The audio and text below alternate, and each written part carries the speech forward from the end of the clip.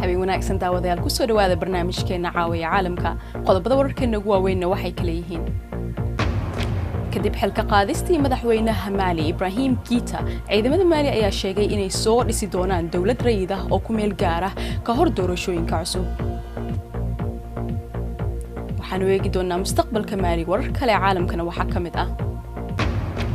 dalka Turkiga haweeney ayaa ka hadlaysa xadgudubyada ka dhanka ah haweenka iyadoo dawladda dalkaasi laga yaabo inay ka laabato heshiiska caalamiga ah ee difaaca dumarka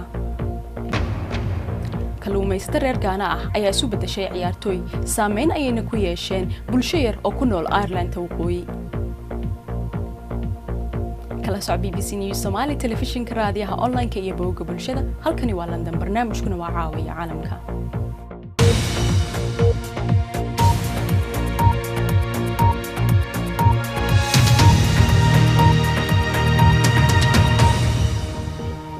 aynu ku bilaabnay habeen wanaagsan markale dhamaantiinba waanigoo Aisha Afrax ciidamada eriyay madaxweynihii Mali iyo xukuumadii wax u muuqda afgambi xalay militariga ayaa waxa ay sheegeen inay talaabadan u qaadeen si ay u xaqiijiyaan in wadanku aanu lugaha la gelin qalalaas dheeraad ah waxay ballan qaadeen inay sameyn doonaan dawlad rayid ah oo ku meel gaar ah taasoo soo diyaarisa doorashooyinka cusub iyagoo ku sheegayna muhiimadooda inay tahay amniga inay xoojiyaan balse aanay ahayn xukun doon iyagoo shalay qabsaday xarunta telefishinka qaranka ayay war saxaafadeedkan ka akhriyeen L'horreur est devenu le quotidien du monde. Qaracan joogta ayaa u noqday nolol maalmeed dadka reer Mali. Reer Mali waxay qaxooti ku noqdeen dalkoodii iyagoo dhibana u noqday dhibaatooyinka oo dhan jirri wadooyinka tuban burcadnimo hubaysan ayaa noqday tusbax afka laga furay argagixisada iyo xagjiriinta ayaa ardaadiiqaha ka dhigay wada noolaalshihii bulshada mana ahna wax lama huraana jahawareerka ka dhashay arrintaasi waxay sababtay in reer Mali ay lumiyaan rajadii ay lahaayeen biri askarta Mali waxay xireen xuduudaha dalka waxayna dhaqan galiyeen bandow laga bilaabo 9 ilaa 5 aroornimo ee subaxii waxay shalay iyagoo adeegsanaya qori caaradiisa xireen madaxweyne Ibrahim Abubakar Keita iyo ra'iisul wasaarihiisii waa kuwan hogaamiyaashii hore oo looga kaxeynayo qasriga madaxtooyada kolonyo gaadiid ah waxa ku hareeraysan taageerayaasha dawladda ka soo horjeeda oo wadooyinka ku banaan baxaya waxyar kadib madaxweynaha ayaa telefishinka ka soo muuqday isagoo ku dhawaaqay inuu iscasilay bal dhageysa haddii qaar ka mid ah ciidamadeenna maanta ay ku faraxsan yihiin inay soo gabagabeeyaan muddaxileedkayga iyadoo la fulinaya amarkooda ma waxaa jira wax aan ka ahayn inaan u hoggaansamo sababtoo anigu ma doonayo inaan dhiig ku daadiyo inaan sii joogo kursiga waxaa jirta cambaareen caalami ah oo ku aadan xukun la wareegida ciidamada oo ka soo yeertay xoghayaha guud ee qaramada midoobay iyo dawladda Faransiiska oo hore dalkaasi u gumaysan jiray golaha amniga ee qaramada midoobay ayaa ka kulmaya kulan ka yeelan doona xaaladda dalka Mali ku yeelan doona magaalada caasimadda ah ee Bamako hadda way xasiloon tahay iyadoo oo dadku ay nadiifinayaan burburkii iyo boobkii xalay dhacay iyo dabaaldega marna ma aanan filayn waxani oo dhan qof walba waa ay ka yaabisay ilaa shalay dadka madaxweynuhu waa ay ka tagayeen waxaanu doonaynay in militarigu soo farageliyo si waxa socda u soo afjaro laakiin habdhaqankooda ayaa dadka ka yaabiyey sababtoo ah hadda ka hor ayay sheegeen intani aanay samayn doonin haddii aan runta kuu sheego aad ayaan u faraxsanahay aad ayaan ugu qanacsanahay runtiina aad ayaan ugu faraxsanahay faragelinta militariga haddaba waxaa khadka si toos ah ugu jira Maxamed Xaaji Ingiriis oo ah aqoonyahan barta cilmiga taariikhda Maxamed ku soo dhawaaw barnaamijkeena marka hore Mali xaaladeeda in ugu dambeyn ee heerkan soo gaarto maxaa keenay iyadoo madaxweynihii xilka laga qaaday xalay mahadsanid Aisha meel dheer ayuu ka yimi wadanka Mali waxaana si daran u saameeyay qaranjabka iyo burburka dawladnimo ee ka dhacay dalka Liibiya labada wadan ma laha xuduud toos ah laakiin waxa dhexdooda ku jira dalalka Niger iyo Algeria hase yeeshee waxa Mali galay hub iyo rasaas laga daadguriyay Liibiya iyadoo Mali ay horay u ahayd wadan ay caado ka noqotay isqabqabsi siyaasadeed iyo loolan awoodda lagu loolamo oo loo isticmaalo dhiig la daadiyo qaybna ay ka tahay faragelin shisheeye sida taariikhdeeda dhow ay warinayso tusaale 10 sano ugu dambeeyay wadanku wuxuu ku jiray xasilooni darro iyo qalalaase ugu yaraan 2 jeer ayaa wax u eg isku day afgambi u dhacay muddo 8 sano gudahood tusaale 21 March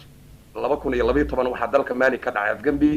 ay dhigeen askar ka gadoodsan sida dawladdu ay u maareysay qaskii la magac baxay kacdoonka Tuareg ay dhigeen qowmiyadda reer guuraaga ah ee Tuareg ee balaaran oo ku dagaalgalaysa jabhadda magaceedu yahay marka la soo gaabiyo MNLA hal bil ayaa markaa ka dhimanayd in loo dareero doorashadii madaxweynaha guud ahaan qowmiyadda Tuareg waxay doonaysaa inay ka go'do dalka intiisa kale oo ay xorriyad kaga dhawaaqaan gobolka ay degaan ee Asawaad sidii caadada ka Afrikada kale oo dhan ayaa hadda kooxdan cusub ee inqilaabtay dawladdii rayidka ahayd ee isku magacawday guddida qaranka ee badbaadinta dadka waxay ku baaqeen inay dhisi doonaan xukuumad rayid ah sida hadda warkaba aad ku sheegteen hase yeeshee uma muuqato inay sidaas si sahlan wax ku dhamaanayaan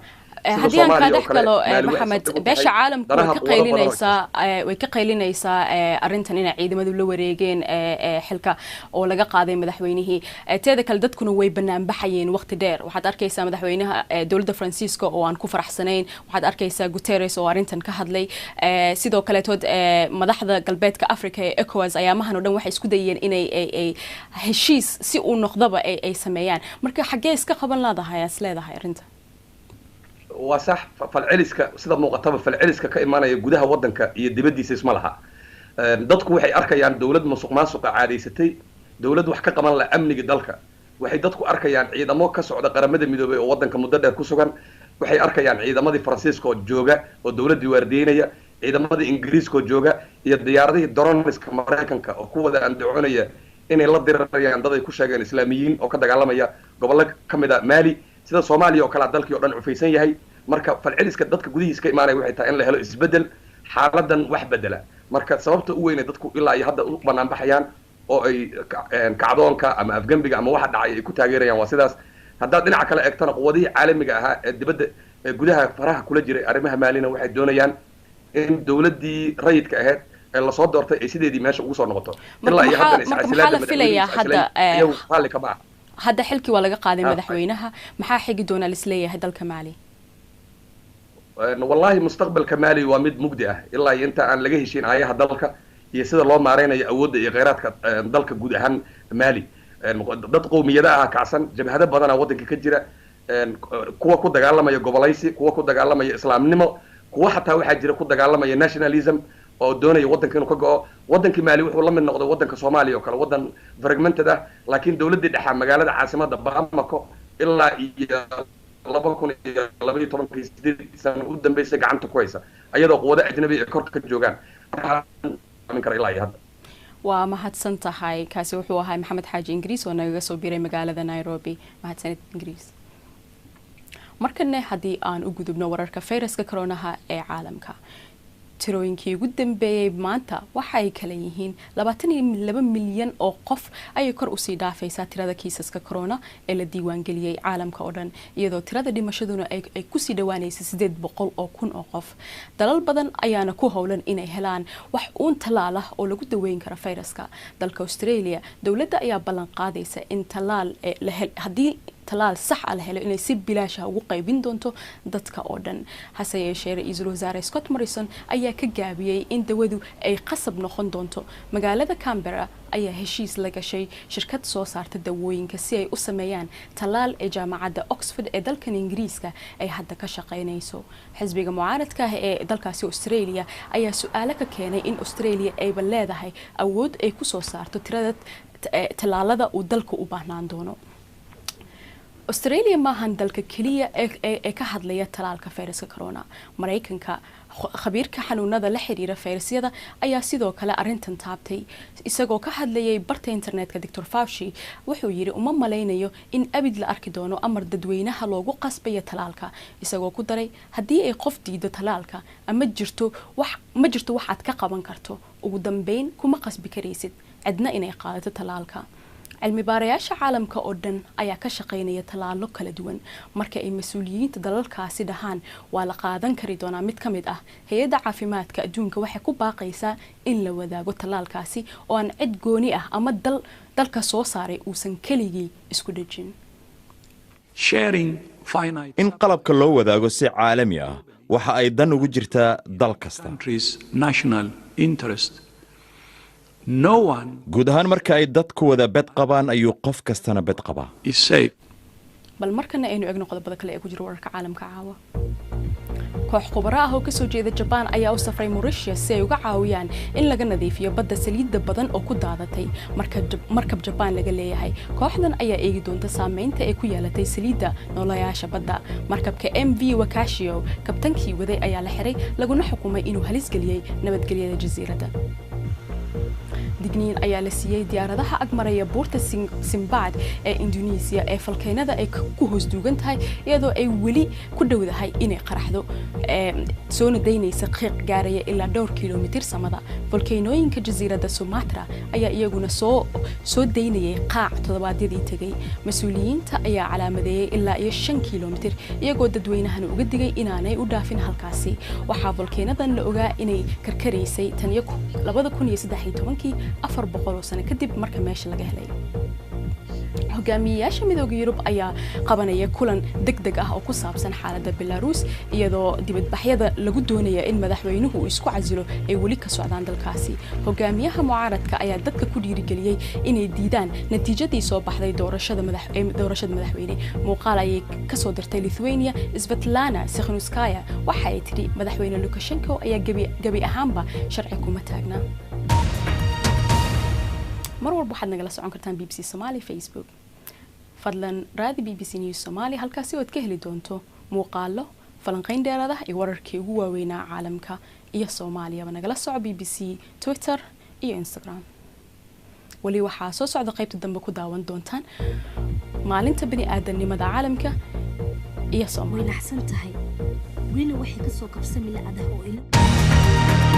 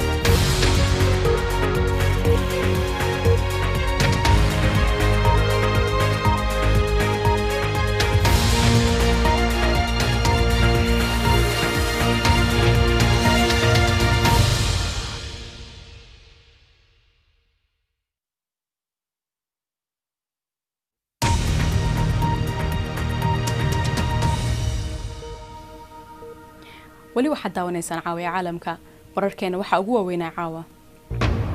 kadib xilka qaadistii madaxweyne Ibrahim Keita ciidamada Mali ayaa sheegay inay soo dhisi doonaan dawlad rayid ah oo ku meel gaar ah doorashooyinka ka hor dalka Turkiga haweeney ayaa ka hadlaysa xadgudubyada ka dhanka ah haweenka iyadoo dalka Turkigu laga yaabo inay ka laabtaan heshiiska caalamiga ah ee difaaca dumarka maanta waa maalinta caalamiga ah ee bini'aadanimada sanadkanna waxaa si gaar ah diiradda loo saarayaa dadka ka shaqeeya arrimaha bini'aadanimada iyo gargaarka oo ay dhibaatooyin soo gaarto iyagoo shaqadooda gudanaya haddaba Soomaaliya oo lagu tiriyo inay ku jirto meelaha ay dadkaasi lagu dhibaateeyo iyagoo howlaha gargaarka ah fidinaya ayay wariyaheena BBC-da Bella Sheegow ay warbixin ka soo dirtay way naxsan tahay weli waxay ka soo kabsamay la'adaha oo ila murugoonaysaa dilkii loo geystay wiilkay eedad u ahayd dhacdadan xanuunka badan ayaa ku dhacday bishii sanaad ee sanadkan Abshira Cabdullaahi Gani waxay noo sheegtay in wiilkeeda uu ahaa shaqaale ka shaqeeya arrimaha bini'aadanimada waxayna ku soo korisay duruuf aad u adag iyo agoonnimo Cabdicasiis aabihiis asoo 11 sano jiro ayaa la dilay 11 ayuu u dhaxeeyay aabihiis waxaa dilay hogaamiye kooxeedyada meel ganacsi oo u furneyd ayaa lacagta canshuurta markuu bixiyay tan noogu darleeyay diididii uu diidaa lagu dilay ayeeyadiis iyo ehelada kale ayuu u dhaxeeyay oo aabihiis dhashay agoontinimuu ku soo koray agoontinimuu ku waxbartay cabdicasiis cabdulqaadir maxamuud wuxuu ahaa shaqaale arrimaha gargaarka safka hore uga jira wuxuu ahaa nin dhalinyaro ah oo xaasas iyo caruur ka tegay wuxuu ahaa qof jecel inuu dadka caawiyo waxna u qabto nasiib darro isaga iyo dhalinyaro kale oo kala shaqeynaya arrimaha bini'aadanimada ayaa la afduubtay kadibna la dilay iyagoo jooga xaruntooda shaqada oo gudanaya waajibaadkooda abshiro ayaa mar kale inooga waramaysa iyadoo ilmada ku qabanayso sida wiilkeeda dilkiisu u dhacay maalintii 27 la qaaday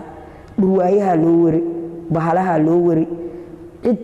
annaga waxaana soo gaartay wiilashii waa lala baxay shalay galaba qarax dhacay goobta shaqada la wad walbahaar saldhigaan wac inta wac gaari qaado inta u carar maalintii khamiis ay ahayd 28 bay bisha may ahayd 8 saac bara waxaana yiri hebel beertiisa ay dhex yaalaan iyadoo Soomaaliya ay aad ugu tiirsan tahay gargaarka bini'aadanimo haddana dadka arrimahaas ka shaqeeya oo kumanaan gaaraya ayaa mar kasta ah kuwa la kulma tacadiyo kala duwan oo isugu jira dil afduub dhac iyo kufsi guud ahaan runtii howlaha humanitarianka ama howlaha gargaarka bini'aadanimo dhibaatooyin badan ayaa soo wajaha muxuu ahaa waa dadka maxaa la yidhaahdaa inta badan jooga frontline-ka yani gaar ahaan hay-adaha nationalka ah oo frontline-ka jooga oo adeega bulshooyinka la dhiilgaraynaya ama la tacaamulayo muxuu ahaa dhibaatooyinka bini'aadanimo ee jira ayagaasaa markasta u nugul inay dhibaato kasoo gaarto howlaha ay wadaan dowladda Soomaaliya ayaa sheegtay in weli ay wado baaritaano ku aadan dilka dhalinyaradan waxay sheegeen in dad aan la aqoonsan ay ka dambeeyeen balse marka ay baaritaanada soo dhamaadaan ay tallaabo ka qaadi doonaan cidda ay ku cadaato falkan si guud Soomaaliya waxay ku jirtaa meelaha dunida tacadiyaha ugu badan loogu geysto dadka ka shaqeeya gargaarka boqolaal qof oo ka shaqeeyana dhibaatooyin kala duwan ayaa loo geystay shaqaalaha gargaarkuna waxay ku nool yihiin cabsi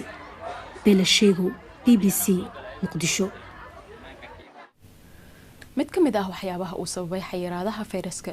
corona ee dunida oo dhan waa dagaalka qoyska ka dhexdhaca dalka Turkiga heerka dhibaatooyinka ka dhanka ah haweenka aad ayuu u sareeyay fayraska corona hortiis sanadkii hore in ka badan 470 dumar ah ayaa waxaa dilay rag ay yaqaaneen laakiin xisbiga talada haya Turkiga ee AK ayaa hadal haya inay ka laabtaan heshiiska caalamiga ah ee difaaca dumarka warbixintan waxaa ku jira muuqaalo ku saabsan dhaawacyo loo geystay dumar oo naxdin leh maalin walba way ka sii daraysaa wuxuu bilaabay inuu saxamada iyo koobabka uu jajabiyo hadda miisaska iyo kuraastii ayuu ku daray darya waxa dhibaato ay ka haysatay 10 sano ninkeeda furiin ayay doonaysay laakiin ninkeedu waa uu diiday 2 bilood ka hor waxaa helay dagaal aysan u haysan inay ka badbaadi doonto sabah evden çıktım işe gidiyordu beni orada parkta beklediğini gördüm guriga ayaan ka baxay si aan shaqada ugu aado waxaan arkay isagoo isugaya wuxuu isku dayay inuu ila hadlo xoog ayaana ku dhaafay kadib xabadka ayuu feer xooggan iga dhuftay dhulka ayaan ku dhacay kadib wuxuu la soo baxay bastooladiisii laakiin samaysan dhicin yere düştüm sonra silah çıkardı silah ateşledi silah ateş almadı kadib waxay sheegtay inuu bilaabay inuu garaaco gabadheeda oo 20 jir ah ayaa sawiradan qaaday waxaan isku dayay inaan qayliyo farahiisa ayuu afkayga qabtay gacanta ka qaniinayaan isiri xaaladaasi oo kale naftu waa qaali Binar Gultekin ma aanay ogeyn in nolosheeda halis ay ku jirto waxay ahayd 27 jir nolol farxad leh ku nool laakiin bishii hore ayaa la dilay ninka looga shakiyey waxa la sheegay inuu qirtay dilkeeda sababtoo ah ma aanay doonayn isaga kadibna waa uu gubay dalka oo dhan aad ayaa looga xumaaday Instagram-ka ayaa dumarku ay sawirro caddaan iyo madow ah soo dhigeen iyaga oo dalbanaya ammaan sanadkii hore ku dhawaad 500 oo haween ah ayaa lagu dilay Turkiga haddana xisbiga talada haya ee AK wuxuu doonayaa in uu ka baxo heshiiska caalamiga ee difaaca dumarka dumarku way xanaaqsan yihiin sababtoo ah dumarkii waxay doonayaan inay ragga Turkiga la mid noqdaan ma doonayaan dagaal inay ku noolaadaan heshiiska golaha Yurub waxaa lagu saxiixay halkan Istanbul 2011 laakiin kooxaha xagjirka ee diinta ayaa ka soo horjeeday iyagoo sheegaya inuu dhiiri gelinayo furiinka iyo waxyaabo aan habboonayn. dumarka Turkiga ayaa jidadka isugu soo baxay si ay u difaacaan. haweenku aad ayay uga caraysan yihiin fikirka in dawladdu ay ka baxayso heshiiskaasi caalamiga waxaana ay leeyihiin taasi waxa ay diraysaa fariin naxdin leh. Derya waxay leedahay afka ayaan furanayaa si aan u badbaadiyo haweenka kale. Şimdi ben cesaret ediyorum. Yapıyorum ya yeter diyorum. 10 yıl sonra. ma ahayn inaan ku dhiiranayn inaan idhaahdo waa bas laakiin 10 sano ayay igu qaadatay waxaan doonayaa in gabdhahaygu ay ku noolaadaan dal sharcigu difaacayo oo la aaminayo markay yidhaahdaan nafteenna ayaa halis ku jirtaa ve her şekilde onu gerçekten koruyup muhafaza edebileceği bir devlette, bir ülkede yaşamasını isterim. naadiga kubadda gayliga ee Ireland waqooyi ayaa soo dhaweeyay ciyaartooyda aan hore u aqoon ciyaartan rag ka soo jeeda dalka Ghana oo kalluumaysato ahaa sanadkii hore ka ahaa Ardeglass ayaa hadda isboortigooda soo bandhigay. Cismaan Cabdi Xasan ayaa eegay. shaqo kalluumaysi ayaan u imid haddana ciyaartooy ayaan ahay waa inaan isku dayaa. naadiga kubadda gayliga Ardeglass ee Ireland waqooyi waxa uu tababar siinayay ciyaartooy aan hore u aqoon ciyaartan. waa 30 wiil oo Ghana ka yimid sanad ka hor ay tuuladan u soo guureen si ay doonyaha kalluunka uga shaqeeyaan. tani waa badda tanina waa doonta shaqadaydu waa bad xilliga kulaylaha way adag tahay shaqada 5 maalmood ayaan kalluumaysanaa toddobaadkii dhabtii waa nolol halgan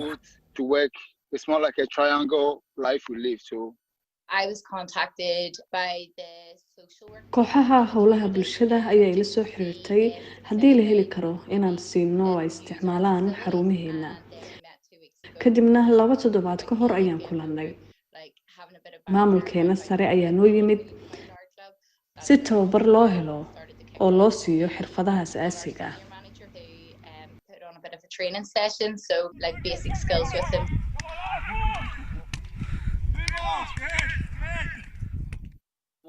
waa markii noogu horreysay ee kubadda gaylig markay halkaas marayso waxaan isweydiiyey sidee kubad gacmaha iyo lugaha uga wada dheelay inayna baraan ayay bilaabeen sida loo qabto kubadda loo xukumo loo dheelo iyo sida loo laado markii aan dugsiga sare ku jiray waan dheeli jiray kubadda gacanta wax igu cusub ma jirin kubadda gacanta hore ayaan uga mid ahaa markan ma adkayn aragtideennu waa inaan helnay fursad wanaagsan oo aan sare ugu qaadno caafimaadka waana ka mid raggaas Ghana ka soo jeeda maxaa yeelay aad ay qayb uga yihiin bulshada Ardeglass oo ah meel ay yimaadaan marka ay dadka shaqada ka fariistaan kalluumaysato hore iyo dadka howlgalka ah ayaa halkan ku nool waa bulsho fiican waa mid ka mid ah meelaha ugu fiicnaa ee aan abidkay degay qaarkood waxay u muuqdaan inay leeyihiin xirfado fiican kooxdeena hore ayaa la socota guddigii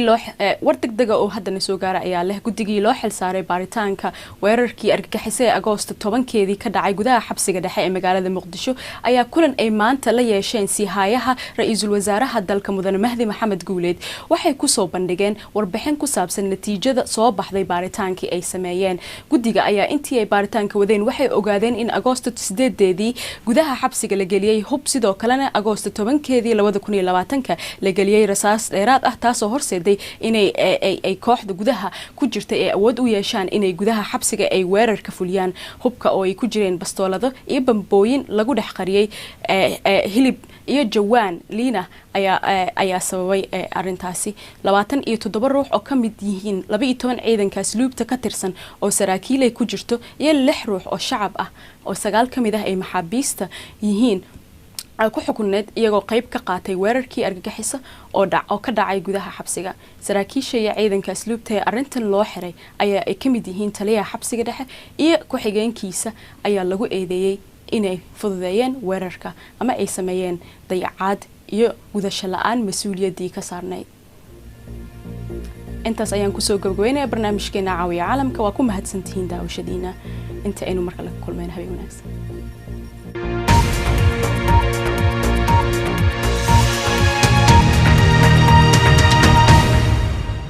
Thank